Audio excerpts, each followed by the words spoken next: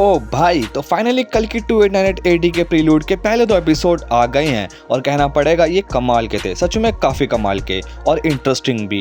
ये हमें कल की मूवी के वर्ल्ड बिल्डिंग के बारे में काफ़ी कुछ बताती है। पहले तो मैं आपको ज़रा एक आइडिया दे देता हूँ कि प्रीलूड होता क्या है। प्रीलूड असल में एनिमेटेड सीरीज़ या फिर कॉमिक्स को कहा जाता है, जिसमें कि मूवीज़ के मेकर अपनी मूवी के मेन इवेंट से पहले होने वाली चीज़ों को एक्सप्लेन कर सकें या फिर उनके बीच के इवेंट्स को, मतलब जो गैप्स रह जाते हैं, जो अनआंसर क्वेश्चन रह जाते हैं ना ऑडियंस के, वो ये यहाँ पे कैसे आया, वो चीज़ कैसे हुई और समथिंग।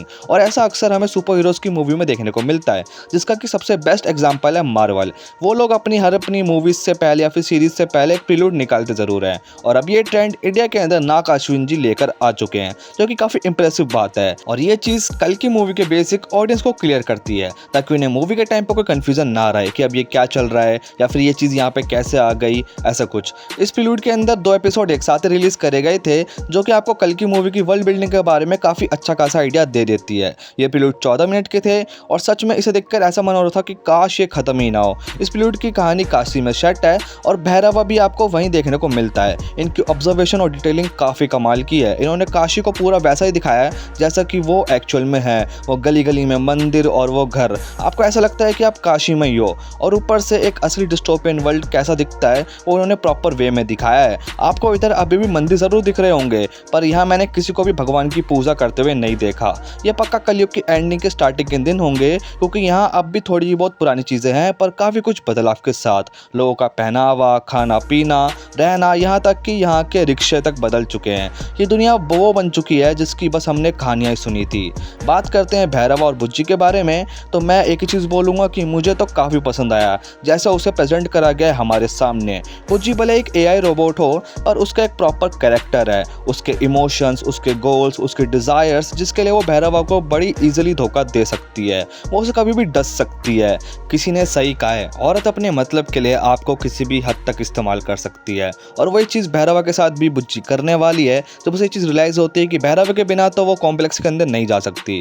कॉम्प्लेक्स एक्चुअल में वो ट्रायंगल शेप की बिल्डिंग है, जो कि अपसाइड डाउन है, जहाँ पे एक्चुअल में हायर स्टेटस के लोग रहते होंगे, जहाँ का पानी, हवा बाहर की दुनिया से साफ होगा, लोगों की लाइफस्टाइल एकदम मस्त होगी, और फ्रूट्स और अच्छा खाना भी। इन शॉर्ट वो एक हेवन की तरह है यहाँ के लोगों के लिए। और इस कहानी के सारे कैरेक्टर्स का एंड गेम यही है कि उन्हें कुछ भी करके उस कॉम्प्लेक्स के अंदर सेटल होना है, जिसके लिए उन्हें चाहिए होंगे 1 मिलियन यूनिट्स। यूनिट्स एक्चुअल में यहाँ पे डिजिटल करेंसी है, जो कि यहाँ के लोग या तो कुछ सामान बेच बूझ कर कमाते हैं या फिर बाउंटी की हंटिंग कर कर, क्योंकि वो एक शॉर्टकट है जल्दी ज़्यादा यूनिट्स कमाने का।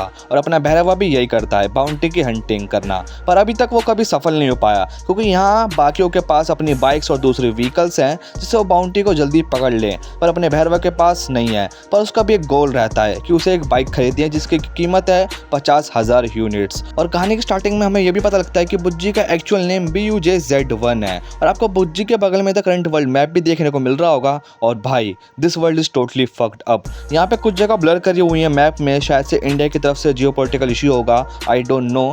पर एक काफ़ी इंटरेस्टिंग बात है ये है कि इस मैप में कुछ काफ़ी स्ट्रॉन्ग कंट्री गायब हैं, जो पावरफुल कंसिडर करी जाती हैं बियॉन्ड इंडिया। वो इधर एग्जिस्ट ही नहीं करती, जिसका रीज़न में भी वो वॉर होगी जो टेक प्लेस करी होगी इस मेन वॉर से पहले, या फिर ग्लोबल वार्मिंग की वजह से, या फिर जो भी इधर चल रहा है इस दुनिया के अंदर उसकी वजह से डूब गई होगी या फिर बर्बाद हो गई होगी पूरी तरह से।